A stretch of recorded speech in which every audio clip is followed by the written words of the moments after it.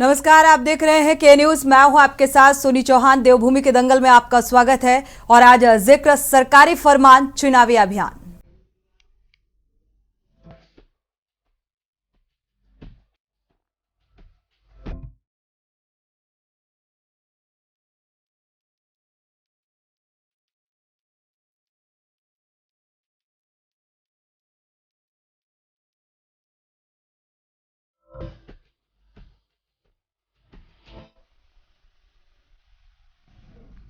उत्तराखंड में अगले साल होने वाले लोकसभा चुनाव से पहले उत्तराखंड शासन ने बड़ा फैसला लिया है और इस निर्णय के तहत अब राज्य में शिलान्यास और लोकार्पण मंत्री नहीं, मुख्यमंत्री ही करेंगे।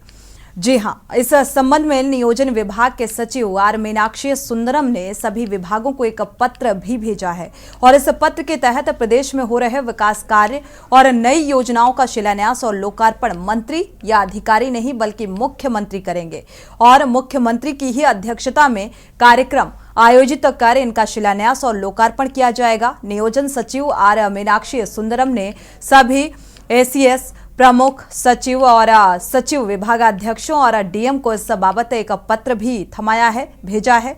मीनाक्षी सुंदरम ने सभी विभागों से उनकी भविष्य में पूरी होने जा रही विकास योजनाओं का ब्यौरा मांगा है। साथ ही जिन योजनाओं का शिलान्यास प्रस्तावित है उनकी रिपोर्ट भी देनी होगी और इसके आधार पर हर जिलों में सीएम की अध्यक्षता में विधिवत कार्यक्रम आयोजित किए जाएंगे। कार्यक्रम में संबंधित विभागों के मंत्री और स्थानीय जनप्रतिनिधि भी मौजूद रहेंगे। इनमें ही योजनाओं का शिलान्यास और लोकार्पण की औपचारिकताएं पूरी की जाएंगी। सचिवों को जारी किए गए पत्र में सभी अधिकारियों से अनुरोध किया गया है कि भविष्य में लोकार्पण और शिलान्यास का कार्यक्रम किसी अन्य स्तर पर प्रस्तावित नहीं किया जाए। इस फैसले के पीछे विकास योजनाओं को तेजी से पूरा करने और उनके नियमित मॉनिटरिंग के सिस्टम को मजबूत करना भी एक वजह बताया जा रहा है। कांग्रेस ने शासन के इस फैसले पर सवाल खड़े कर दिए हैं क्योंकि इसी मुद्दे को लेकर आज हम देवभूमि के दंगल में चर्चा करेंगे। उससे पहले आपको रिपोर्ट से रूबरू करा दें।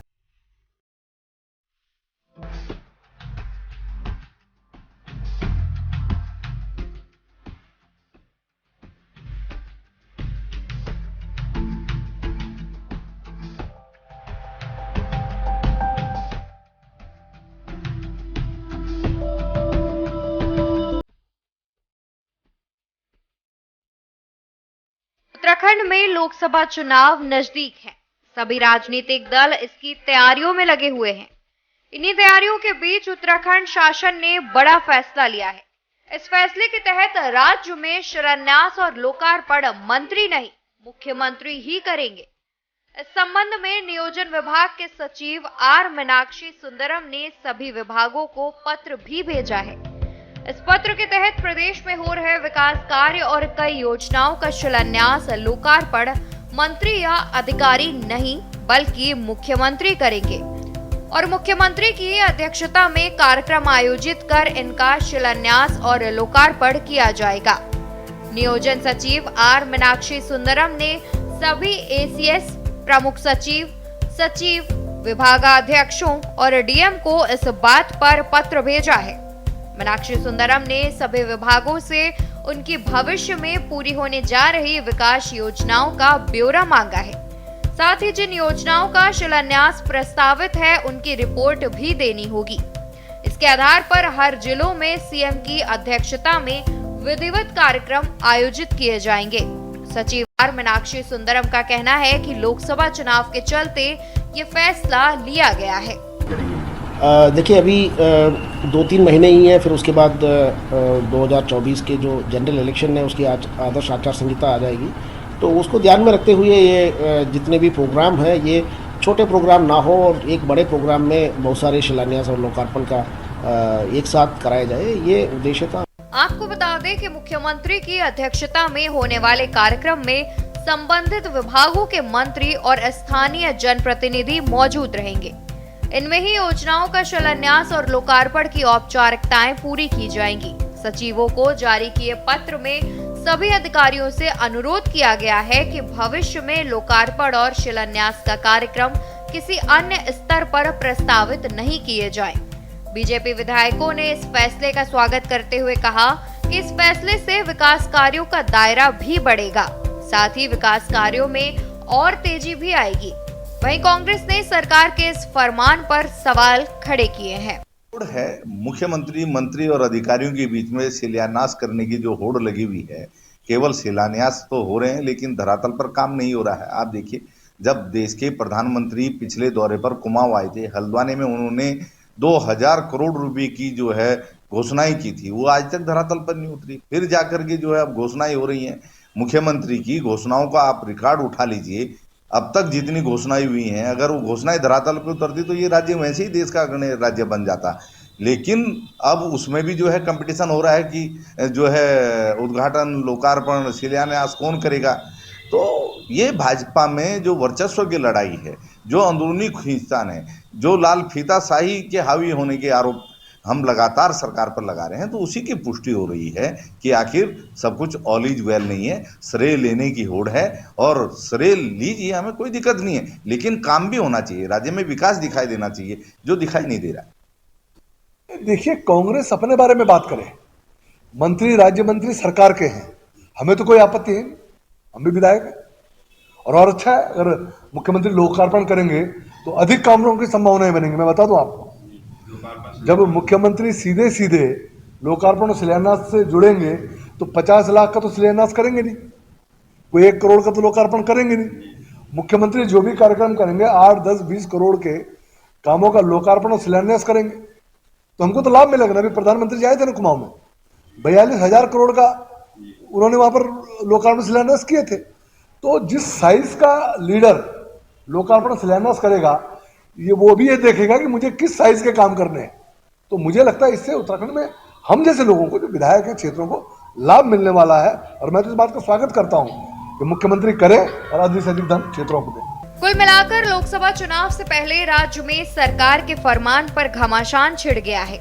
एक तरफ जहां सरकार कार्यों में तेजी और विकास कार्यों का दायरा बढ़ने का दावा कर रही है, तो दूसरी ओर विपक्ष ने इस फरमान को श्रेय लेने की होड़ बताया है। सवाल ये है कि क्या मुख्यमंत्री की अध्यक्षता में कार्यक्रम होने से कार्यों में तेजी आएगी? क्या माना जाए कि राज्य में मंत्रियों और विधायकों की अधिकारी नहीं सुन रहे हैं, जिसको देखते हुए अब मुख्यमंत्री को आगे आना पड़ रहा है, या फिर ये चेहरा चमकाने की सियासत है? Uttarakhand desk report.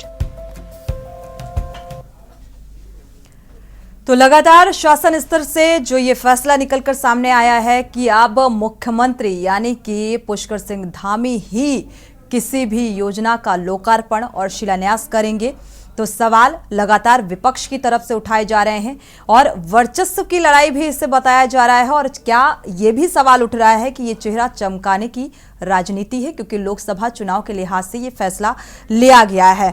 हमारे साथ खास मेहमान भी जुड़ चुके हैं। ऐसे मुद्दे को लेकर आज देवभूमि के दंगल में हम चर्चा करेंगे कि लोकसभा चुनाव को लेकर क्या कुछ तैयारियां और शासन के इस फैसले के आने के बाद कितनी रफ्तार विकास योजनाओं को मिलेगी।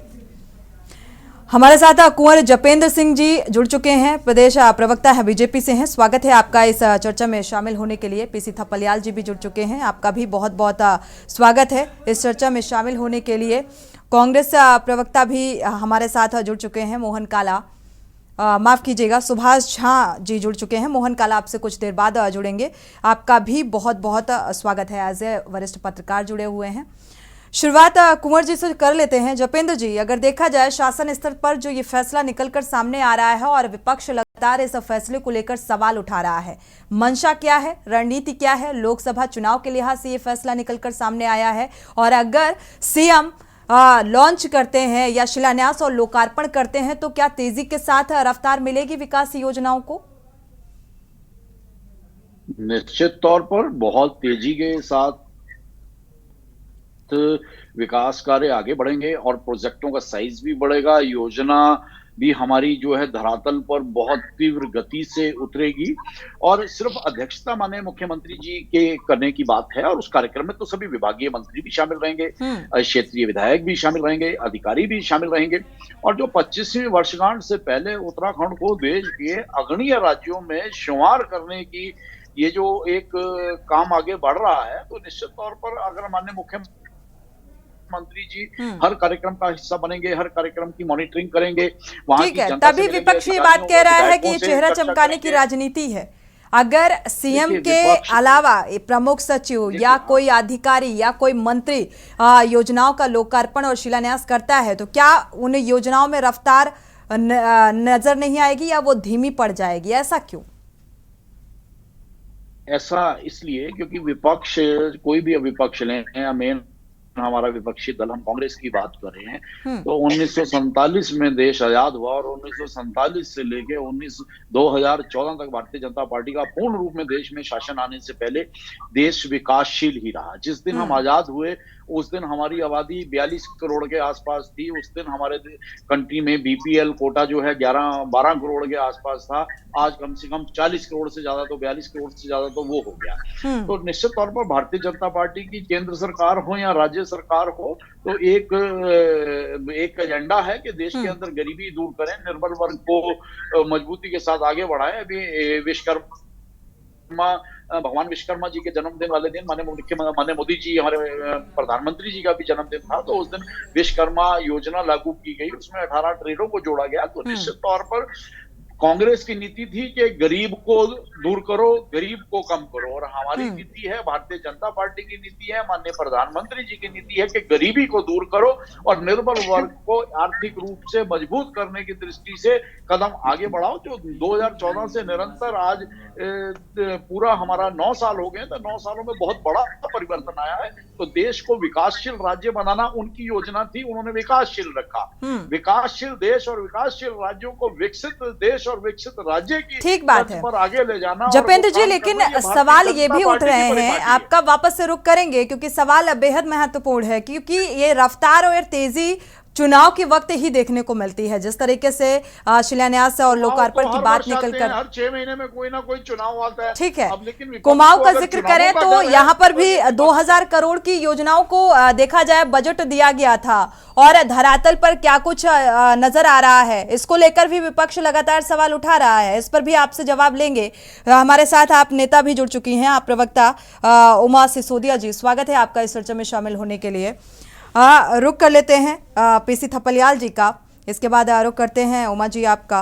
पीसी जी, अगर देखें थपलियाल जी, ये जो शासन स्तर का फैसला निकलकर सामने आ रहा है, इस पर आपकी प्रतिक्रिया क्या कहेंगे? योजनाओं को रफ्तार मिलेगी? देखो, ये बिल्कुल बचकाना निर्णय है, और इसलिए बचकाना निर्णय है क्योंकि हमारे जो मुख्यमंत्री हैं वो जैसे बेटा बाप की नकल करता है और बाप भी खुश होता है और बेटा भी खुश होता है, तो उसी तरह से जो हमारे माननीय प्रधानमंत्री जी जिस तरह से एकल उनके कदम चलते हैं और एकल तौर से, चाहे नौकरियां बांटनी हो, चाहे वो लोकार्पण करना हो, तो इन्होंने भी सोचा है। क्योंकि इनका मैं बहुत दिन से मैं देख रहा हूं, बहुत बारीक पैनी नजर से देख रहा हूं। अगर इनकी होर्डिंग भी लग रही है, पहले मेरे राज्य में तमाम नेताओं की एक साथ होर्डिंग लगती थी, पार्टी के बड़े बड़े वरिष्ठ नेताओं की। आजकल पूरे उत्तराखंड में प्रधानमंत्री मुख्यमंत्री प्रधानमंत्री, मालूम नहीं, मैं कभी कभी सोचता हूं कि भगवान इतने रुपए किसी गरीब योजनाओं में लगाते, कोई स्वास्थ्य की योजनाओं में, किसी जनहिती योजनाओं में लगाते तो कितना फायदा इस राज्य को होता। पूरे राज्य में 2 आदमियों की फोटो, और मालूम नहीं क्यों, आई डोंट नो उससे क्या है। उसी के जो मानसिक स्थिति है, उसी मानसिक स्थिति को जमीन में लाते हुए उन्होंने बोला है कि साहब सॉरी मैं करूंगा। आते हैं जपेन जी, बात पूरी हो जाने दीजिए। लोकतंत्र में ये चीज बेईमानी है। लोकतंत्र में अगर मंत्रिमंडल है तो मंत्रिमंडल में हर मंत्री का, मैं माननीय जो अनुभवी नेता थे अपने तिवारी जी, उस समय उनके मंत्री अपने अपने बड़ी जिम्मेदारी के साथ अपने जो मंत्रालयों का काम करते थे और आगे बढ़ के करते थे। इसी तरह खंडूरी जी के समय भी मैंने देखा कि अगर यूकेडी के नेता दिवाकर भट्ट जी अगर राजस्व मंत्री थे तो आगे बढ़कर काम करते थे। लेकिन ये जो चीज है, और इनका जो एक विधायक कह रहा है कि साहब हमारा मुख्यमंत्री बड़ी बड़ी योजनाओं को देगा। अरे बड़ी बड़ी योजनाओं का नाम थोड़ी लिया उन्होंने, वो तो अब नौकरी पाने से लेकर छोटी बड़ी सब योजनाओं का लोकार्पण माननीय ठीक है, इस बात का जवाब ले लेते हैं जपेन जी से। भी करेगा, यह मेरे राज्य का दुर्भाग्य है। जपेन जी, इस बात का जवाब। थपलाल जी को हमारे बड़े भाई हैं, लेकिन इन्हें मोदी जी के नाम का और धामी जी के नाम का फोबिया हो गया है। तो लेकिन ये हर योजना की खामियां निकालना, हर अच्छी चीज की कहीं सुझाव के रूप में कभी भी नहीं बिल्कुल आके सामने आके सुझाव देना चाहते, लेकिन इससे फोबिया जरूर इनका नजर आता है। तो हमारा निवेदन है थपलाल जी कि जब प्रदेश में कुछ अच्छी चीजें हो रही हो या अच्छे रास्ते पर यत्न किया जाए, अच्छा होता जपेन जी, तो मुझे लगता है ये सुर इतने तेजी के साथ नजर नहीं आ रहे होते। विपक्ष के सुर एक नजर आ रहे हैं, चाहे हम आम आदमी पार्टी का जिक्र करें, चाहे हम यूकेडी का जिक्र करें, चाहे हम कांग्रेस का जिक्र करें। जपेन जी, ये तो है ही, सारा विपक्ष एक तरफ और केंद्र में एक योद्धा एक तरफ, राज्य में एक योद्धा एक तरफ, तो विपक्ष का तो इकट्ठा होना बनता ही है। स्थिति ही ऐसी पैदा कर दी है इन्होंने। इतने साल इन्होंने 2014 से पहले विपक्ष ने ही तो राज करा, तो आज ये स्थितियां भी तो इतने वर्षों में इतनी नहीं। थपलियाल जी की जो चिंता थी जपेंद्र जी, उस पर थोड़ा सा आपका मुझे जवाब चाहिए कि बैनर और होर्डिंग पे जितना खर्च किया जाता है, इतना अगर विकास योजनाओं में आम जनता के हित के लिए खर्च कर दिया जाए, इस बात से आप इत्तेफाक रखते हैं? बैनर और होल्डिंग में सभी लोग लगाते हैं और इसमें खर्च वाली बात नहीं है। बैनर और होल्डिंग में क्या खर्चा आता है? एक होल्डिंग में एक होल्डिंग, बाकी सभी लोग भी लगा और किसी को हालांकि मुद्दा अलग हो जाएगा अगर हम खर्च का जिक्र करने लग जाएंगे। ठीक है, प्रदेश के अंदर प्रदेश के मुखिया और देश के मुखिया के होल्डिंग लग रहे हैं, तो बाकी लोग भी तो अपना लगाते हैं, किसी को रोका थोड़ी ना गया है। सब लोग अपना अपना अपने ढंग से प्रचार प्रसार करते हैं। ठीक है, ठीक है। उमा सिसोदिया जी का रुख कर लेते हैं। उमा सिसोदिया जी, शासन के इस आदेश को आप किस नजरिए से देख रही हैं?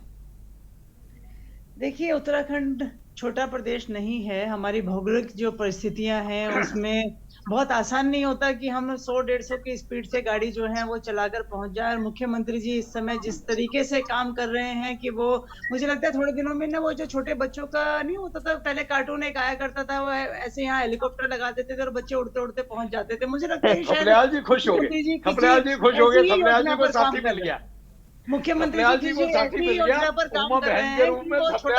ठीक है जपेंद्र जी, अपने समय पर बोलिएगा, दूसरों को भी मौका दीजिए। देखिए, सबसे बड़ी बात यह है कि अगर मुख्यमंत्री धामी जी को हर परियोजना का खुद ही उद्घाटन करना है, तो मैं समझती हूँ जो बाकी मंत्रिमंडल जो है, जो बाकी मंत्री जो है, उनको फिर अपना आराम से घर बैठ जाना चाहिए। वैसे भी वो घर ही बैठे हुए हैं। पर्यटन मंत्री का कहीं अता पता नहीं, पूरे जो हमारा जो 4 धाम यात्रा चली उसकी व्यवस्था हुई, अव्यवस्था हुई, जो कुछ भी हुआ, पर्यटन मंत्री का कहीं अता पता नहीं, स्वास्थ्य मंत्री का कहीं अता पता नहीं। क्योंकि अता पता इसलिए नहीं क्योंकि मुख्यमंत्री धामी जी ने इस समय पूरे उत्तराखंड में वन मैन आर्मी का जो शो इन्होंने चला रखा है वो बिल्कुल लोकतंत्र के खिलाफ है। आप सिर्फ एक काम कर रहे हैं कि आपने दिल्ली में बैठे हुए अपने आकाओं को आपने खुश किया हुआ है।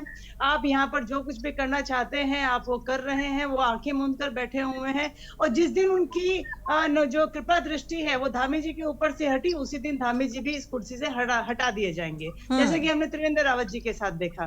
तो इस तरह की जो उत्तराखंड में सरकार इस समय धामी जी की चल रही है, साफ दिखाई देता है कि धामी जी जो है वो सिर्फ दिल्ली के अपने आकाओं के मुख्यमंत्री हैं। आम जनता के या जो अपने कैबिनेट जो है, जिसको हम कहते हैं कि मुख्यमंत्री धामी जी की सरकार, वो सारे मंत्रीगण कहाँ हैं?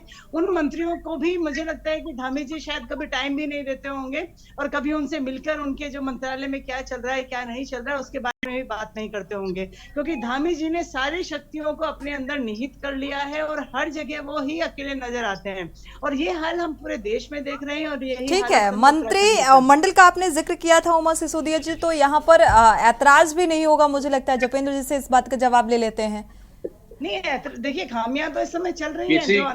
किसी को ऐतराज नहीं है, किसी को ऐतराज नहीं है। भारतीय जनता पार्टी बहुत डिसिप्लिन और देश को प्रगति के पथ पर आगे ले जाकर योजना बनाने वाले एक दल के रूप में उभरी है, तो बिल्कुल भी किसी को भी एतराज नहीं है। भारतीय जनता पार्टी का कार्यकर्ता छोटे से छोटे पद पर हो, बड़े से बड़े पद पर हो, तो उनका एकमात्र एजेंडा है देश और राज्य को आगे ले जाने की दृष्टि से निरंतर कार्य करते रहना बिना किसी उत्तराखंड के सीएम मंत्रिमंडल को ये मौका ही नहीं दे रहे हैं कि वो उस मौके का फायदा उठाएं या भूमिका निभाएं। ठीक है, सारे मंत्री माने मुख्यमंत्री जी ने अध्यक्षता करनी है तो बाकी सब लोग साथ रहते हैं ना, विभागीय मंत्री भी कार्यक्रमों में साथ रहते हैं, विधायक भी साथ रहते हैं, तो उसमें दिक्कत कहाँ है? पदाधिकारी भी साथ रहते हैं। ठीक है, सुभाष झा जी का रुख कर लेते हैं, सुभाष जी का रुख कर लेते हैं। यहाँ पर कोई प्रश्न ही नहीं उठता है। ठीक है, ये सिर्फ अगर विपक्ष के पास और कोई मुद्दा नहीं है। चलिए सुभाष जी, आपका रुख करेंगे। वन मैन आर्मी से ऐतराज है, जिस तरीके से सीएम पुष्कर सिंह धामी बढ़ चढ़कर हिस्सेदारी, अब तो शासन का ये फैसला भी निकलकर सामने आ गया है, कैसे आप देख पा रहे हैं इन स्थितियों को? सोनी जी, सबसे पहली बात है कि वो कहावत है ना कि एको हम द्वितीयो नास्ति ना भूतो न भविष्यति, तो मोदी जी और भाजपा उस कल्चर की ओर अग्रसर है। एक बात। दूसरी बात, थोड़ा सा कुंवर जपेंद्र जी को कहेंगे कि आपको चूंकि हम लोग गंभीरता से लेते हैं, आगे से आप कहेंगे तो नहीं लेंगे जी, तो गंभीरता से ये लेते हैं तो थोड़ा लिखा डाटा वाटा जब बोला कीजिए टेलीविजन पर तो कम से कम उसका थोड़ा सा अध्ययन जरूर किया कीजिए। ये भाई की सलाह है, क्योंकि आप में मैं उत्तराखंड की भविष्य देखता हूँ। सवाल ये उठता है कि इन्होंने कहा कि कांग्रेस जो है गरीबों को खत्म करती थी और भाजपा जो है गरीबी खत्म कर रही है। बिल्कुल। अब मैं डाटा नहीं दे रहा हूँ, मैं इन्हीं का बात ले रहा हूँ। इनके अनुसार 12 करोड़ लोग उस समय बीपीएल परिवार में थे, तो कांग्रेस गरीबों को खत्म कर रही थी, और इन्हीं के अनुसार 40 करोड़ लोग आज बीपीएल में जुड़ गए हैं। तो ये जो है अब कौन किसको खत्म कर रहा है ये समझ लीजिए, गरीबी बढ़ा कौन रहा है। गरीबी रेखा से नीचे वालों के लिए बीपीएल कार्ड है, जब उसकी संख्या 30 करोड़ बढ़ गई। बात पूरी सुन लीजिए जपेंद्र जी, इसके बाद जवाब लेंगे आपसे। गरीबों को बढ़ाया किसने? कुमार जपंत सिंह की पार्टी ने। एक बात। दूसरी बात, लोकतंत्र में इनका दूर दूर तक विश्वास नहीं है। जो इनका नेता है उसको जीवन चाहिए पत्नी मुक्त जीवन, विपक्ष मुक्त सरकार, जवाब प्रेस मुक्त जो है, हमको आजादी चाहिए, कोई जवाब नहीं देना पड़े। आज तक इनके प्रधानमंत्री ने एक भी प्रेस कॉन्फ्रेंस नहीं किया आज तक 9 साल में। एक बात। दूसरी बात, इनके यहाँ जितने लोग हैं, अभी जो ये शासन आया है वे उसी शासन का अनुसरण है, क्योंकि मोदी और शाह जो करेंगे उसका अनुसरण उनके छोटे जो मुखिया लोग हैं प्रदेश के वो करेंगे, तो धामी जी उस पर आ गए। बिल्कुल। तो मुझे लगता है कि बच्चे की किट्टी पार्टी का भी फीता काटना होगा तो मुख्यमंत्री ही जाएंगे, क्योंकि बाकी की जरूरत है नहीं।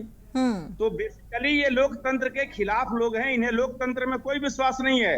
अगर इन्हें लोकतंत्र में विश्वास होता तो ये लोग कांग्रेस मुक्त भारत मतलब क्या? विपक्ष मुक्त भारत। बिल्कुल। तो जब विपक्ष मुक्त भारत का जिसकी परिकल्पना हो, वो आदमी कहेगा कि उसका लोकतंत्र में विश्वास है। जो आदमी SC ST एक्ट में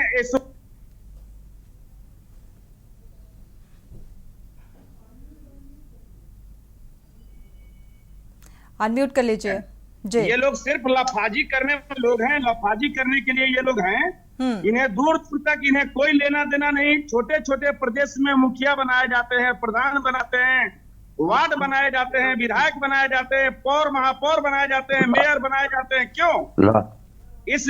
इसलिए कि छोटे से बड़े सेवा तक, छोटे से बड़े सेवक की गुंजाइश हो, सारे लोग तारतम्य हो और ये लोकतंत्र जो है हमारा विशाल और मजबूत हो। लेकिन ये जो निर्णय मुख्यमंत्री का हुआ है घोर अलोकतांत्रिक है और ये गलत निर्णय। बिल्कुल। लोकतंत्र कैसे चलता है जपेंद्र जी, ये आपको पता होगा, और जिस तरीके से ये कटु सत्य है, जिन बिंदुओं का जिक्र करते हुए सुभाष झा जी नजर आ रहे हैं, और इसका जवाब लेंगे क्योंकि देवभूमि के दंगल में हम चर्चा कर रहे हैं चुनावी अभियान को लेकर। जिस तरीके से शासन के ये आदेश, ये फैसला निकलकर सामने आया है और इसको लेकर लगातार विपक्ष सवाल उठा रहा है, क्योंकि इससे पहले भी कई करोड़ की योजनाएं कुमाऊं में भी लॉन्च की गई थी, लोकार्पण किया गया था, लेकिन धरातल पर अभी तक वो चीजें नजर नहीं आ रही है। ये भी सवाल उठाया जा रहा है विपक्ष की तरफ से। जपेंद्र जी का रुख करेंगे, क्योंकि सुभाष झा जी ने जो तथ्य, जो बिंदु उठाए हैं जपेंद्र जी, इसको लेकर आप क्या कहेंगे? बहुत गुस्से में लग रहे हैं। गुस्सा और कम नहीं, से कम इसे इतना गुस्से तो से मत जोड़िए, ये हकीकत है। इतना तो तय हो गया कि सुभाष झा जी ने अपना वोट कभी भारतीय जनता पार्टी को नहीं दिया। ठीक है, आप कांग्रेस को वोट देते रहे हैं या किसी अन्य दल को आपने दिया, ठीक है, ये देश के अंदर लोकतंत्र है, लोकतंत्र की यही खूबसूरती है। हमने 2014 के बाद कई घटनाक्रम साढ़े जपेंद्र जी इस बात का जवाब दीजिएगा कि गरीब को नहीं गरीबी को हटाने का काम कर रहे हैं आप। अब जवाब भी तो सुनिए ना। भारतीय जनता पार्टी से पहले उस गरीब को किसी ने नहीं पूछा। 4.5 करोड़ से ज्यादा लोगों को फ्री गैस कनेक्शन दिया गया। माननीय प्रधानमंत्री जी की अपील पर लोगों ने गरीबी किसने बढ़ाई, भाजपा ने बढ़ाई या कांग्रेस ने बढ़ाई? मैं आपके डाटा की बात कर रहा हूं। 2014 से के बाद तो गरीबी तो 47 के बाद बढ़ी। और सही मायनों में जहाँ जी अगर आंकड़ों की आप बात करते हैं तो गरीबी 2047 से बढ़ी। हम तो 2014 में आए। तो आपके आने के बाद से सुभाष जी आपका रुख करेंगे। सुभाष जी जवाब देने दीजिए जपेंद्र जी को। से ज्यादा महिलाओं को फ्री गैस कनेक्शन दिए गए। भारतीय आज पूरा उसे जो गरीब तबका है, आज पंक्ति के अंतिम छोर पर खड़ा व्यक्ति है, उसकी सोच के अनुसार योजनाएं बनाना, उसको भी आप सुनने की भी तो क्षमता रखिए। आप आरोप लगाएंगे। ठीक है सुभाष जी भी तो सही जवाब सुन लीजिए जपेंद्र जी का, इसके बाद हम आपका रुख कर लेंगे। इसके बाद थपलियाल जी का रुख करेंगे। जी जपेंद्र जी इस बात का जवाब दीजिए। बीपीएल का जिक्र बार बार कर रहे हैं सुभाष जी, इसको लेकर थोड़ा सा डाटा अगर आपके पास हो। हम ये कहते हैं बिलो पॉवर्टी लाइन, ये देश की वो आबादी है जिस आबादी की तरफ सुध कभी किसी ने नहीं। सरकारें आती रही जाती रही, योजनाएं बनती रही।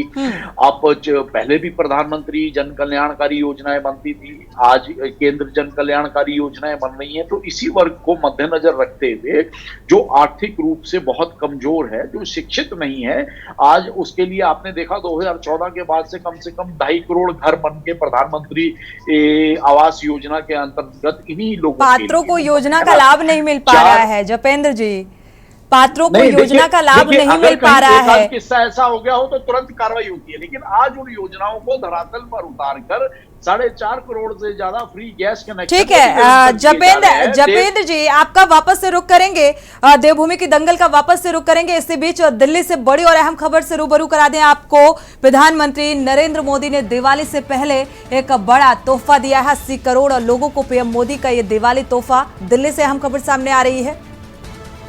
5 साल तक फ्री में मिलता रहेगा राशन। तो छत्तीसगढ़ में पीएम मोदी ने इस बात का ऐलान किया है। 5 साल तक मुफ्त में राशन। दिसंबर में समाप्त हो रहा है फ्री राशन का समय। तो छत्तीसगढ़ में पीएम मोदी का ये ऐलान दिवाली से ठीक पहले इसे उपहार के तौर पर देखा जा रहा है। तो दिसंबर में समाप्त हो रहा है ये फ्री राशन। कोरोना महामारी के बाद से फ्री राशन की शुरुआत हुई थी। दिल्ली से हम खबर आपको बता रहे हैं 2028 तक इस योजना का लाभ आम जनमानस को मिलता रहेगा।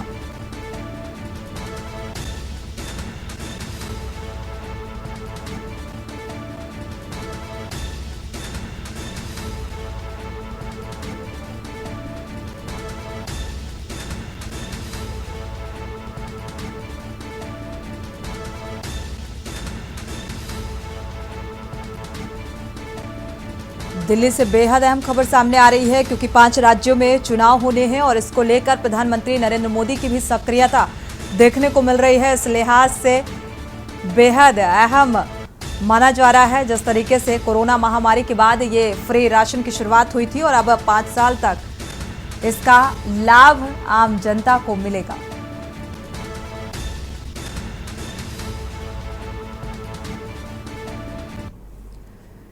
देवभूमि के दंगल में वापस लौटते हैं। हम चर्चा कर रहे हैं शासन के इस फैसले को लेकर और इससे पहले भी जो करोड़ों की सौगात दी गई थी, क्या उसका यूटिलाइज किया गया, क्या धरातल पर उन योजनाओं को उतारा गया जो आम जनमानस को मिल सके। इसी को लेकर हम लगातार चर्चा भी कर रहे हैं। जपेंद्र जी अपनी बात को पूरा कर लें, फिर थपलियाल जी का रुख करते हैं। सांच को आंच क्या, हमें तो नहीं मालूम था कि आप ये कहते हैं और कथनी और करनी में अंतर भी विपक्ष लगातार बता रहा है कि अंतर नजर आता है। नहीं, अब विपक्ष को तो जवाब मिल जाना चाहिए ना। अभी हम चर्चा कर रहे हैं और सांझ को आज क्या 80 करोड़ लोगों और को राशन बांटेंगे, ये गरीबी हटने का सिंबल है। प्लीज झाजी 2 मिनट आप हमें, ठीक है सुभाष जी, आते हैं आपके पास। 80 करोड़ लोग, देश की वो आबादी जो जद्दोजहद में थी, या जिसे आज तक कभी बताइए इस देश में कहाँ हुआ। ये 5 साल के लिए समय बढ़ाया गया है और सिर्फ उन 80 करोड़ लोगों के लिए समय बढ़ाया गया है जिनकी आर्थिक रूप से जो थोड़ा कमजोर हैं या मध्यम वर्ग है, ताकि उन्हें सरकार की तरफ से ये सहारा मिले। ये जनता का ही पैसा है। ये जनता का पैसा किसी न किसी रूप में जनता को लाभ, देश के 80 करोड़ लोगों को बता दीजिए, दुनिया के अंदर ऐसा कौन सा देश है जो अपने 80 करोड़ लोगों का ख्याल रखे? ऐसा कौन सा प्रधानमंत्री है, ऐसी कौन सी सरकार है जो 80 करोड़ लोगों के दुख सुख में साझी होने की योजना? ये जिम्मेदारी है, ये कोई नया काम नहीं है। अगर सत्ता पे जपेंद्र जी जो सत्ता में काबिज है, उसकी नैतिक जिम्मेदारी बन जाती है आम जनता के लिए सहूलियत प्रदान करना, और योजनाएं अगर आप ला रहे हैं जपेंद्र जी, दुनिया में कौन सा प्रधानमंत्री जिम्मेदारी है ये। ठीक है, विपक्ष राजनीति करे, आलोचना करे, हमें सब मंजूर है, लेकिन एक इंसानियत के कोने से अगर देश को आज एक ऐसा नेतृत्व मिला है, भारतवर्ष को आज एक ऐसा नेतृत्व मिला है, तो हमें ये ध्यान देना चाहिए कि दुनिया में तो छोड़िए, देश के अंदर भी ये चीज कोई सोच नहीं सकता था जो आज हो रहा है। तो हमें जो अच्छी चीजें हैं, हर चीज में कमियां निकालना, हर चीज को लेके आपने आलोचना करना, ठीक है, एक लेवल तक ठीक है, लेकिन हम अपनी आत्मा से जरा एक बार बात, ठीक है, थपलियाल जी का रुख कर लेते हैं। हमारी अंतरात्मा क्या कह रही? जी मेरे को चलिए थपलियाल जी आपका रुख कर लेते हैं। गरीबों के लिए राशन उपलब्ध करा रहे हैं प्रधानमंत्री नरेंद्र मोदी, ये अहम खबर अभी सामने आई, लेकिन एक तरफ गैस के रेट बढ़ते जा रहे हैं, उससे आम जनता परेशान है। सिलेंडर कम हुआ है, पिछले दिनों ही कम हुआ। ठीक है, ऊंट के मुंह में जीरे के समान। ठीक है, ये रावणी राजनीति का अंत बहुत खतरनाक होने वाला है और हम शीघ्र श्रीलंका की इकोनॉमी की तरफ बढ़ रहे हैं। भारत के कदम, इस प्रधानमंत्री को ये नहीं मालूम कि वो कहां पे क्या घोषणा कर रहे हैं। इन्होंने अभी छत्तीसगढ़ में बोला, इनको नहीं मालूम प्रवक्ता को, कि मैं 500 रुपए में सिलेंडर दूंगा। ये छत्तीसगढ़ के लोगों को 500 रुपए में दे सकता है और उत्तराखंड के लोग इसके दुश्मन है। क्यों नहीं देगा? ये क्या छत्तीसगढ़ का प्रधानमंत्री है? ये आदमी हमें इतना दुखी कर रहा है मैडम। किस तरह के इनके प्रवक्ता यहाँ पे 80 करोड़ करके छाती फोड़ रहे हैं। अरे धिक्कार हो जिस देश में 80 करोड़ लोगों को राशन लेना पड़े, धिक्कार हो उस नेतृत्व को, मैं धिक्कारता हूं। 80 का जब वो केजरीवाल देते हैं तो बोलते फ्री की राजनीति, फ्री की। अरे तुम्हारे मुंह, तुम्हारा दीन ईमान है, उस समय तुम बोलते हो कि फ्री की राजनीति नहीं कर रहे, जब केजरीवाल देता है, जबकि इतना गुस्सा केजरीवाल के स्वास्थ्य ये बदलाव क्यों? जो जनता को चाहिए केजरीवाल देता है प्रेम, ऐसा बदलाव क्यों? ठीक है, प्रेम किसी के भी प्रति उमड़ सकता है ना। मुख्यमंत्री है जपेंद्र जी, थोड़ा सा शब्द रखिए, आते हैं आपके पास। एक ऐसे राज्य का मुख्यमंत्री है जो राजधानी जहां पे है, जहां पे उसने 70 में से 67 सीट जीती। तभी शराब का 1000 ऐसे लोग हो गया। अरे घोटाला तो घोटाले तुम्हें अजीत पवार घोटाले बाद लगता। अरे ऐसे ईमान ठीक है, एक एक करके वन बाय वन बोलेंगे तो समझ में आएगा, ऐसे दर्शकों को समझ में नहीं आएगा। जपेंद्र जी आते हैं आपके पास, थपलियाल जी को अपनी बात पूरी करने दीजिए। जी मैं ये बोल रहा हूँ कि मेरे राज्य में भी माननीय प्रधानमंत्री जी चोगा पहनकर आदि केदार में में जाते हैं वहां पे कैलाश में, और आदि कैलाश में जाने में हमारे केदारनाथ में आके गुफा में बैठ के चश्मों में बैठते हैं, लेकिन उन्होंने राजनीति में आने से पहले से वहां जाते रहे। कभी भी इन्होंने उत्तराखंड के लोगों के बारे में नहीं सोचा कि इनको 500 रुपए में सिलेंडर नहीं चाहिए। आप लोगों को ये छत्तीसगढ़ में 500 रुपए दे सकते हैं, उत्तराखंड में क्यों नहीं दिया इन्होंने, ये बताइए। यहाँ पे वो तबलियाल ये बोल रहा है, वो बोल रहा है, क्या छत्तीसगढ़ के लोगों को तुम 500 में दोगे और उत्तराखंड के लोगों को तुम 900 में दोगे सिलेंडर? क्या ये भेदभाव क्यों जपेंद्र जी? क्यों जपेंद्र जी, ये चुनावी बयार बह रही है इसलिए ऐसा भेदभाव, ऐसा क्यों? देखिए देखिए, दो चीजों को हमें समझना आते हैं होगा। उमा जी, आपका रुख करेंगे। छत्तीसगढ़ एक अति पिछड़ा और आदिवासी बहुल क्षेत्र है।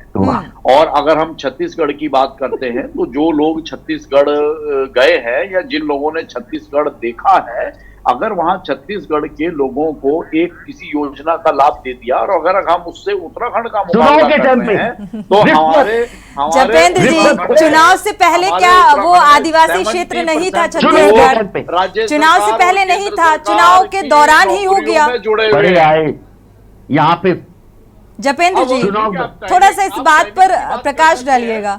तो निश्चित तौर पर अगर आप टाइमिंग की बात करते हैं तो आप उस पर आप बात कर सकते हैं, लेकिन ऐसा अगर उन्हें दिया गया है, वहां जरूर महसूस हुई है, तो हमें उसे उसके ऊपर इशू नहीं बनाना चाहिए। वो उनका अधिकार है, हमारा अधिकार है, हमें भी मिलेगा। हमारा भी अधिकार है, हमें भी मिलेगा। और हमें देखिए इस देश के प्रधानमंत्री को, इसको तो प्रधान चुनाव में भी जाना है। अभी ये जिला पंचायत के चुनाव में भी जाएगा। 1.5 लाख करोड़ की योजना जब धरातल प्रधानमंत्री। चलिए उमा सिसोदिया जी का रुख कर लेते हैं। जपेंद्र जी, ये भेदभाव, ये पार्शियलिटी सिर्फ चुनावी देखा जाए माहौल बनाना और एक जीत हासिल करना, जिस तरीके से ये भेदभाव नजर आ रहा है। और उमा सिसोदिया जी का रुख करते हैं। उमा जी, क्या लगता है अब विकास कार्यों को रफ्तार मिलेगी और ये जो भेदभाव की राजनीति होती नजर आ रही है, इसको लेकर क्या कहेंगे? लोकतंत्र इस बात की इजाजत तो नहीं देता। और जो हमारे उत्तराखंड को हजारों करोड़ की, लाखों करोड़ की जो योजनाएं मिली है। हमारा सवाल उमा जी से है। जपेंद्र जी, हमारा सवाल उमा जी से है जी। एंकर महोदया, अभी जब प्रधानमंत्री जी की ये ब्रेकिंग न्यूज आपने चलाई तो मैं उस समय ये सोच रही थी कि हम में से जितने लोग यहाँ पर बैठे हैं, 5 लोग यहाँ पर बैठे हैं, क्या हम में से कोई राशन के लिए जाएगा? उस इंसान पर क्या बीतती होगी जब वो अपना, देखिए सबसे पहली जरूरत इंसान के जिंदा रहने की क्या ऐसे होती है? ही गरीब को नहीं, गरीबी मिटा रहे हैं भाई। 80 करोड़ लोगों के लिए है। आप और हम 148 करोड़ में से बाकी ये उन लोगों के लिए है जिन्हें आज सहारे की आवश्यकता है। आते हैं जपेंद्र जी, ठीक है। हम 142-44 करोड़ लोग हैं, तो वो 80 करोड़ लोगों को गरीबी रेखा का जिक्र कर रहे हैं जी। मैं वही कह रही हूँ कि एक गरीब का सबसे पहला, देखिए किसी इंसान को जिंदा रहने के लिए क्या चाहिए होता है कि उसको खाना मिले। उसके अलावा उसको ना कपड़ा चाहिए, ना एक टाइम में मकान चाहिए, ना उसको शिक्षा चाहिए, ना रोजगार चाहिए, कुछ नहीं चाहिए। उसको जिंदा रहना है तो उसको खाना चाहिए। कितना बड़ा दुर्भाग्य है हमारे देश का कि 80 करोड़ जनता आज खाने के लिए लाइन अप होगी। प्रधानमंत्री जी ने उनको बोला कि मैं तुम्हें रोटी दूंगा। प्रधानमंत्री जवाब देना चाहेंगे, हम जवाब देना चाहेंगे। शिक्षा दूंगा, ठीक है, बात पूरी सुन लीजिए। तुम्हारे करूंगा, तुम लोग अपने बनोगे। जपेंद्र जी, कि जिस देश की 80 करोड़ आबादी, आधी से ज्यादा आबादी, सुनिए जपेंद्र जी बात सुन लीजिए, इसके बाद अपनी बात को रखिएगा। 23 सेकंड आपको मिलेंगे, 23 सेकंड आपको मिलेंगे, आप बोलिएगा जी। मैं बोल रही हूँ कि जिस देश की 80 करोड़ आबादी खाने के लिए लाइन अप होकर खड़ी होगी, उस देश की किस आर्थिक विकास की बात कर रहे हैं? कौन सी 5 मिलियन ट्रिलियन डॉलर की बात करते हैं? कौन सी अर्थव्यवस्था की हम लोग बात करते हैं जहां की आबादी इस बात से खुश है कि हमें खाना मिलता है? मैं कहते हैं हम 5 में से बताइए, हम में से कौन जाएगा खाना लेने? क्योंकि हम लोग पढ़े लिखे हैं, हम लोगों को वो सुविधाएं मिली है ईश्वर की दुआ से। हम लोग ऐसे फोटो वो नहीं दिखा रहा, मैं जोड़ तो गया। हम लोग आज कमाने लायक स्थिति में, आज हम उस लाइन में लाइनअप नहीं है। काश की प्रधानमंत्री जी बोलते कि मैं एक से एक अच्छे स्कूल यहाँ पर खुलवाऊंगा, मैं यहाँ पर बेरोजगारी दूर करूंगा, आपके बच्चों को पढ़ाऊंगा ताकि आप लोग गरीबी से बाहर निकले। इस तरह की जपेंद्र जी, अब इस बात के जवाब दीजिए। बड़ी शर्म महसूस होती है कि हमारे देश और 80 करोड़ जनता ये गरीब है, तो गरीबी हटाने का काम किस तरीके से किया जा रहा है? इस तरीके से राशन देकर। जपेंद्र जी, इस बात के जवाब। ठीक है, आप हमने सुन लिया उमा बहन को भी। देखिए हमारे देश की सबसे बड़ी समस्या क्या है कि हमारा जो देश है 70% वो गांवों में, बस 70% वो विलेजेस के उसके सिस्टम के ऊपर आधारित है।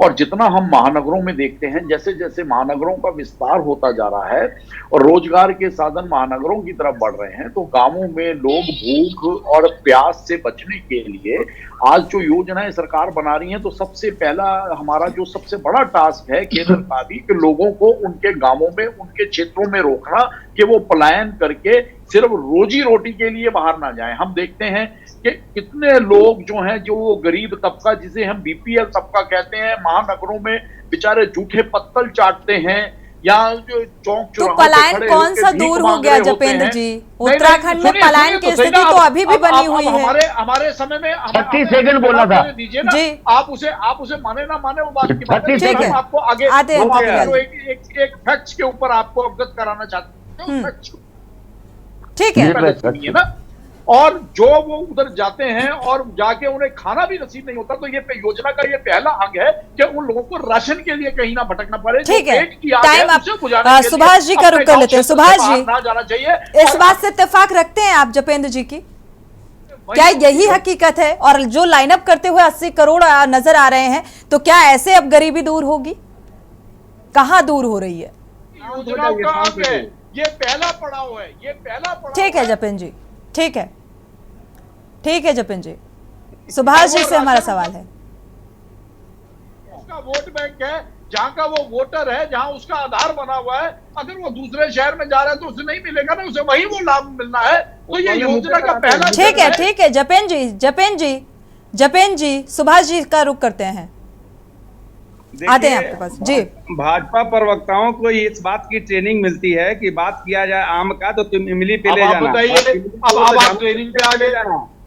हाँ भाई, ठीक है आप जपेंद्र जी, आप अपने समय पर बोलिएगा, समय पर बोलिएगा। आपके पास जब आपका रुख करेंगे तो बोलिएगा, आपको समय पूरा मिलेगा। अभी सुभाष जी से मेरा सवाल है। सुभाष जी, भूमिका में नहीं आता, लेकिन आलोचना और हर योजना की खामी ये निकालना पता नहीं हमारी शायद फितरत में आ चुका है। सुभाष जी बोलने दीजिए, दूसरे को भी मौका दीजिए भाई। हमारे चौकीदार साहब की, मुझे बोल लेने दीजिए। ये 9 साल की कड़ी मेहनत है इन लोगों की, भाजपा सरकार की, कि 5 साल इन्हें 40 से 80 लाख लोगों को, 40 लाख पहले कार्डधारी थे, 5 लाख वाले, 5 किलो अनाज वाले, इनके शासन में 80 लाख हो गया। अब वो 80 लाख लोगों को ये 9 साल में कुछ नहीं पाए, फिर 5 साल और भोजन कराएंगे, इसकी गारंटी है ये। यानी ये इतने नकारे लोग हैं कि 9 साल में कुछ नहीं किए, 5 साल और कह रहे हैं कि हम इस देश का अनाज जो है आपको देंगे और आप जिंदा रहोगे किसी तरह। मूल बात ये है। जपेंद्र जी, आप इस बात का जवाब दे दीजिए जी। इस देश के लोगों का अधिकार है अनाज के ऊपर, और उन 80 करोड़ लोगों ऐसी योजना, ऐसी रणनीति क्यों नहीं बीजेपी की नजर आती जपेंद्र जी, कि ये नौबत ही ना आए? क्या आप जब तक सत्ता में रहेंगे आप राशन इसी तरीके से गरीबों को खिलाते रहेंगे? आप चाहते हैं कि वो इस तरीके से डिपेंड रहें? जो हक है उन तक पहुंचा रही है, जो पहली पूर्ववर्ती सरकारों ने जो कभी सोचा भी नहीं।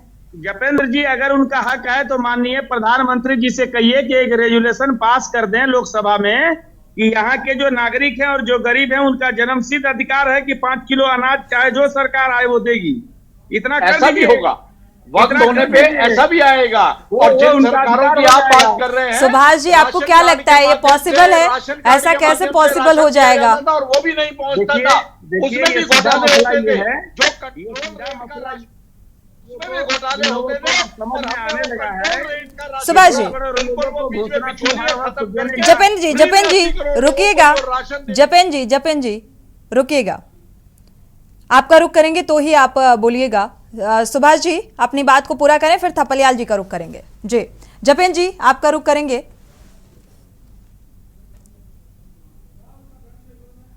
बोलना किसे? सुभाष जी अपनी बात को पूरा कर लें, फिर मैं थपलियाल जी का रुख करेंगे, इसके बाद जवाब लेंगे जपेंद्र जी आपसे। ओके जी। देखिए, मूल बात ये है कि 9 साल में प्रधानमंत्री जी जब आए थे तो बड़े तामझाम से आए थे, और भाजपा के पास ऐसा था जैसे लगता था अलादीन का चिराग हो नरेंद्र मोदी जी के पास, और आएंगे और सारा समस्या खत्म हो जाएगा। मूल प्रश्न ये था कि कहे थे कि हर वर्ष 2 करोड़ लोगों को रोजगार देंगे, जो लोगों को नहीं मिला। लोगों के अच्छे दिन आएंगे, लोगों को नहीं मिला। सस्ता पेट्रोल देंगे, नहीं मिला। सस्ता गैस देंगे, नहीं मिला। 15 लाख रुपए काला धन, इसीलिए इस तरीके का फैसला निकलकर सामने आया है कि अब उत्तराखंड के सीएम हर एक योजना का लोकार्पण और शिलान्यास करेंगे और विकास को रफ्तार मिलेगी। चीज नहीं हुए, जब ये सारे चीज नहीं हुए, तो जब 80 लाख लोग जिन्हें खाने की दिक्कत है, खाने को मोहताज है, उसके बाद ये क्या कहेंगे? ये यही कहेंगे कि 5 साल हम और खिलाएंगे, घबराओ मत। और उसके बाद उन्होंने कह रखा है कि हमारा क्या, हम झोला उठाएंगे और चल देंगे। तो उसके बाद झोला उठाएंगे, चल देंगे, लोग झुनझुना बजाते रहे। फिर चलिए थपलियाल जी का रुख कर लेते हैं। थपलियाल जी, ये जो पूरी रणनीति बीजेपी की नजर आ रही है, ठीक है, विपक्ष में होने के नाते सवाल भी उठाए जा रहे हैं, लेकिन यहाँ पर मंशा और नियत क्या नजर आ रही है? क्या महज एक यही एजेंडा है कि लोकसभा चुनाव को कैसे फतेह करना है और उसी लिहाज से ये सारी रणनीति है, या फिर वाकई आम जनता के लिहाज से कुछ सोचा जा रहा है? मैं इसे ना बीजेपी की रणनीति मानता हूं ना आरएसएस की रणनीति, क्योंकि इस समय जो सरकार है वो मोदी सरकार है और अडानी अंबानी की सरकार है। और अडानी जी जिस तरह से मैनिपुलेट कर रहे हैं कि इस देश में दो ही वर्ग रहने चाहिए, एक अमीरों का वर्ग और दूसरे गरीबों का वर्ग, जो 5 किलो राशन में पलेंगे। और गरीबों का वर्ग नहीं, दरिद्रों का वर्ग। हाँ, और इस रणनीति को आगे बढ़ाते हुए ये सिस्टम पूरा वो चला जा रहा है। लेकिन दुख इस बात का है कि जो मध्य वर्ग पिस रहा है महंगाई के कारण, और उसको जिस तरह से उसको पेंशन से वंचित किया जा रहा है। सबसे आज लाखों लोग दिल्ली के जंतर मंतर में पेंशन के लिए खून के आंसू रो रहे हैं। जिस तरह से इन्होंने फौजियों को अग्निवीरों में कन्वर्ट करके उनको प्राइवेट एम्बुलेंसों में घर में भेजना शुरू किया और एक मजदूर बना के सीमाओं पे तैनात कर दिया, इस देशद्रोह से कम नहीं है। इसलिए इस सरकार को जितना जल्दी हो इसको यहां से निपटाना चाहिए, नहीं तो देश की रक्षा, सुरक्षा और विकास सभी में खतरा पैदा कर दिया है।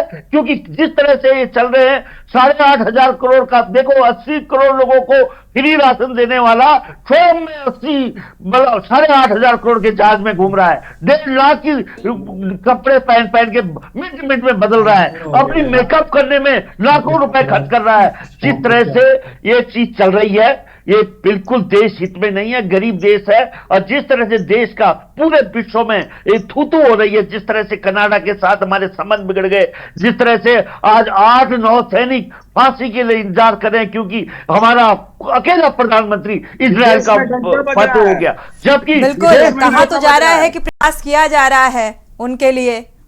वही छोटा मोदी बनने जा रहा है हमारा मुख्यमंत्री, और उनके पद चिन्हों पे चलते हुए वो सारी योजनाओं को अपने हाथ से लोकार्पण करना चाह रहा है, जिससे उसका जो छोटा कद है बड़ा हो सके। जबकि बड़ा कद तब होता है जब विजनरी कदम लेते हुए राज्य को विकास के पथ पे आगे बढ़ाता। यहाँ पे जो उपनल में 10-10 हजार, 15-15 हजार के रुपए में दिहाड़ी पे लगे हुए लोग हैं, उन लोगों को परमानेंट सरकारों में नौकरी मिले, तब जाके हम बोलेंगे ये सरकार वो हमारे संसाधनों को माफियों के हाथ में दे रही है और यहाँ का युवा त्राहिमाम कर रहा है। उसके हाथ में ना, आज ये आपने देखा कि परिसंपत्तियों के बंटवारे में जो मजाक हमारे साथ हो रहा है, देखिए पानी हमें सींचने के लिए दे दो, रुड़की में भीख मांग रहे हैं हम अपने पानी के लिए उत्तर प्रदेश से। धिक्कार हो ऐसी सरकार को। हमारा पूरा बिजली टीरी डैम की यूपी खा रहा है, हमारा संविधानिक अधिकार बनता है उसपे जाए नहीं मुख्यमंत्री सुप्रीम कोर्ट में कहे कि हमें हमारा संवैधानिक अधिकार दो। जपेंद्र जी, अरे हमें पानी दे दो, बेरोजगारी, पलायन और ऐसे न जाने कितने जो यहाँ पर तथ्य बिंदु निकल कर सामने आ रहे हैं, और आप लोग कह रहे हैं कि हम आम जनमानस के हित में काम कर रहे हैं, लेकिन वो नजर तो आना चाहिए। और जब विपक्ष सवाल उठाता है तो आप लोग उसका भी खंडन करते हुए नजर आते हैं। सवाल, विपक्ष के सवालों का तो हमेशा भारतीय जनता पार्टी की सरकार तो गरीबी दूर कीजिए, ये समस्याएं दूर कीजिए, सत्ता आपकी है, डबल इंजन की सरकार आपकी है, जीरो टॉलरेंस की नीति आपकी है, तो नियत साफ रखिए और काम कीजिए।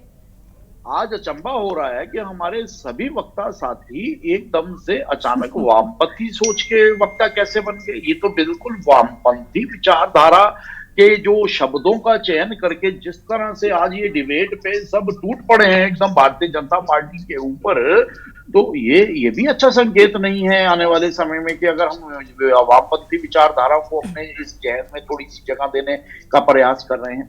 देखिए, आजादी के बाद से जो कंट्रोल का राशन मिलता था जनता को, और वो राशन की लाइनों में वही बीपीएल और मध्यम वर्ग के लोग लगते थे, और लाइनों में लगने के बाद भी दुनिया भर आज ठीक है, चूंकि समय कम है, सुभाष जी से फाइनल कमेंट ले लेते हैं। जपेन जी, समय कम है। सुभाष जी, आज प्रधानमंत्री नरेंद्र मोदी ने भी इस बात का जिक्र किया कि कांग्रेस सत्ता में रही तो उसने गरीबों को देखा जाए तो हटाने का काम किया और गरीबी हटाने का काम नहीं किया। इस तरह का जिक्र करते हुए नजर आ रहे थे कि हम गरीबों के भाई हैं, हम उनकी समस्याओं को दूर करेंगे, हम गरीबों को नहीं गरीबी को हटाएंगे। बड़ी सीधी बात है, लोगों को जो वादे किए गए थे वो वादे पूरे नहीं हुए। मूलभूत सुविधाएं देने की बात थी। अगर काम हुआ होता तो आज संख्या घटी होती 5 करोड़ 80 करोड़ लोगों को 5 किलो अनाज देने का। वो काम इन्होंने नहीं किया। तो जब ये नहीं किया तो ये फिर लोक लुभाव नारा देंगे। एक समय नरेंद्र मोदी जी लोगों से अपना गैस खत्म करने की बात कर रहे थे, गैस पे सब्सिडी लेना बंद कीजिए, और आज कह रहे हैं कि हम 500 रुपए में सिलेंडर देंगे। तो बात का कुछ तो अस्थायित्व हो, बात में कुछ तो मलामत लगे, कुछ तो 500 रुपए का सिलेंडर दिया जा रहा है, उसी वर्ग को दिया जा रहा है जिसका अधिकार है। ये वहां दिया जा रहा है जहां चुनावी बयान है, जहां पर वोट चाहिए, वहां पर ये दिया जा रहा है। और ये पक्षपात और आने वाले समय में हो सकता है लोकसभा चुनाव को देखते हुए यहाँ पर भी कुछ रियायत बरती जाए। शुक्रिया आप सभी मेहमानों का इस चर्चा में शामिल होने के लिए। लेकिन शासन स्तर पर जो फैसला निकलकर सामने आया है कि अब हर एक योजना का लोकार्पण और शिलान्यास सिर्फ और सिर्फ मुख्यमंत्री करेंगे, तो इसी लिहाज से लगातार विपक्ष सवाल भी उठा रहा है। इसी के साथ देवभूमि के दंगल में फिलहाल बस इतना ही। आगे खबरों के लिए आप देखते रहिए के न्यूज़ इंडिया।